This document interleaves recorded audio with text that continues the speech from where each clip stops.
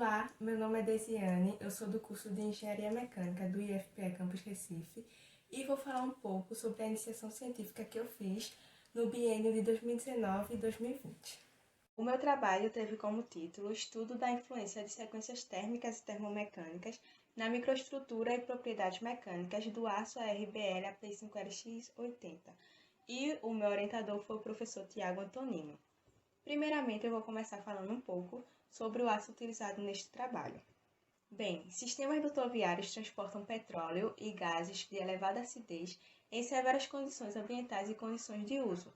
Isso fez com que surgisse uma necessidade urgente de se projetar novos aços que tivessem uma alta resistência mecânica, uma boa tenacidade e uma melhor soldabilidade. Assim surgiu então o desenvolvimento dos aços de alta resistência e baixa liga. Com a introdução do resfriamento acelerado após a laminação a quente, foi possível de se obter aços com alta resistência mecânica, mantendo a tenacidade e a soldabilidade. Esses aços têm características especiais para a fabricação de risers, que são tubulações que transportam petróleo do fundo do oceano para plataformas na superfície. Os aços utilizados na fabricação desses dutos são classificados segundo o Instituto Americano de Petróleo, que possui a norma API5L, onde adota os requisitos necessários para a fabricação desses dutos. Entre os aços que são classificados pela norma API5L, temos o aço API5LX80, onde o número após o X significa o limite mínimo de escoamento que o material deve ter em KSI, que é de aproximadamente 552 MPa. Esse foi o aço utilizado no meu trabalho, por ser um aço amplamente empregado na fabricação de linhas de transmissão de petróleo aqui no Brasil. O meu trabalho teve como objetivo geral desenvolver sequências termomecânicas para avaliar a influência delas na microestrutura e propriedades mecânicas do aço AP5LX80. A execução do trabalho foi realizada tanto no IFPE Campus Recife quanto na UFPE. As amostras para os tratamentos termomecânicos foram fabricadas mediante duas operações de usinagem: serramento para cortar o material para fazer as amostras e fresamento, que foi utilizado no caso no centro de usinagem CNC, para que as amostras ficassem com faces planas e perpendiculares com as dimensões requeridas. Os tratamentos termomecânicos foram realizados na UFPE, então foram feitas 3 rodas termomecânicas, onde as amostras foram inicialmente aquecidas a uma temperatura de 950 graus Celsius durante 15 minutos para garantir a austenização de todo o aço. Em seguida, as amostras foram passadas por um laminador e depois temperadas em água à temperatura ambiente. O que diferencia uma rota da outra é justamente a taxa de deformação causada pelo laminador, onde na rota 1 a deformação foi de 10%, na rota 2 foi de 15% e na rota 3, 20%. Vale salientar que antes de realizar os experimentos, o forno foi aquecido durante 2 horas na temperatura de 950 graus para que houvesse uma uniformização da temperatura em todo o forno. Os corpos de prova para o ensaio de tração foram fabricados no laboratório de tornearia do IFPE. Então foram fabricados 3 corpos de prova para cada rota termomecânica, além de 3 corpos de prova para o material na condição de como recebido. Ou seja, foram fabricados no total 12 corpos de prova.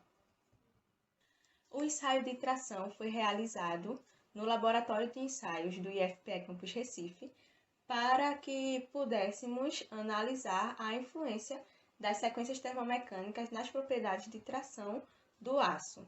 Então, foram verificados os valores do limite de resistência à tração, do limite de escoamento e a deformação total. Bem, com os resultados obtidos através dos ensaios de tração, foram gerados os gráficos tensão-deformação específica de cada corpo de prova utilizando o Origin. Foram feitos os gráficos de todos os corpos de prova, porém eu trouxe apenas o gráfico dos corpos de prova da laminação com redução de 20% para que os slides não ficassem muito grandes.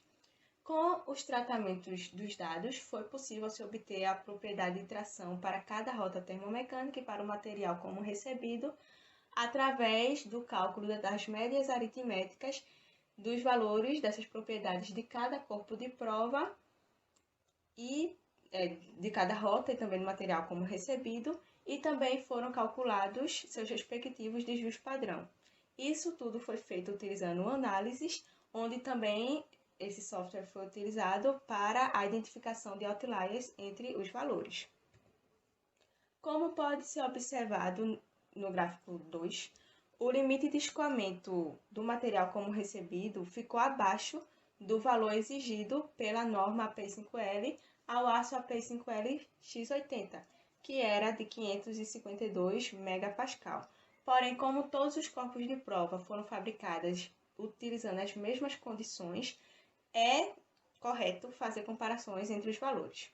Então, tanto no limite de escoamento, tanto no limite de resistência, foi observado que após as rotas termomecânicas, todos os valores obtidos foram superiores ao valor obtido no material como recebido. No limite de escoamento, por exemplo, todas as 3 rotas apresentaram valores acima do limite de escoamento mínimo exigido ao aço X100, que era de 688 MPa. Já no limite de resistência, todas as 3 rotas tiveram valores acima do limite mínimo de resistência exigido para o X90, que era de 695 MPa. Tanto a rota 1 quanto a rota 3 tiveram os valores superiores até mesmo ao aço AP5LX100, que era de 808 MPa. O mesmo comportamento foi observado para a deformação total, onde após todas as 3 rotas termomecânicas, os valores ficaram acima do valor de deformação total do material como recebido, mostrando que realmente a ductilidade do material foi aumentada. Não foi possível realizar nem a metalografia nem o ensaio de dureza por conta da pandemia, mas aí eu trouxe o resultado de outros pesquisadores que também utilizaram o aço AP5LX80 e também fizeram tratamentos termomecânicos. Tanto Castro quanto Pedrosa, nas suas teses em 2012, apresentaram uma micrografia do aço AP5LX80 na condição de como recebido, onde foi possível observar a presença de ferrita poligonal e de perlita. Pedrosa, na sua tese, apresentou ainda uma micrografia de um corpo de prova que passou por uma rota termomecânica muito semelhante à rota 2 que eu fiz no meu trabalho, onde as amostras foram inicialmente aquecidas a uma temperatura de austenitização durante 15 minutos, depois foram laminadas com uma taxa de redução de 15% e em seguida temperadas em água à temperatura ambiente. Então, a figura 10 e a figura 11 apresentam o mesmo corpo de prova, porém com aumentos diferentes. O aumento da figura 10 foi de 2.000 vezes e foi possível notar predominantemente a presença da ferrita acicular e algumas pequenas quantidades da ferrita poligonal. Na figura 11, com aumento de 20.000 vezes, foi possível notar ainda a presença de outros constituintes, como a austenita retida, ilhas do constituinte martensita e ferrita granular. Então, é possível concluir que realmente as propriedades de tração foram melhoradas após a realização das sequências termomecânicas e provavelmente isso se deu por conta das microestruturas resultantes, como por exemplo a ferrita acicular, que apresenta uma alta resistência mecânica aliada a uma boa tenacidade. É de se esperar também que a dureza do material tenha aumentado por conta do aumento significativo que tivemos no limite de resistência à tração. Até mesmo Castro, em sua tese de 2012, observou que à medida que a taxa de deformação causada pelo laminador aumentava, a dureza aumentava também. Eu gostaria de agradecer a todos que colaboraram na execução desse trabalho, tanto no IFPE Campus Recife quanto na UFPE, e obrigada por assistirem.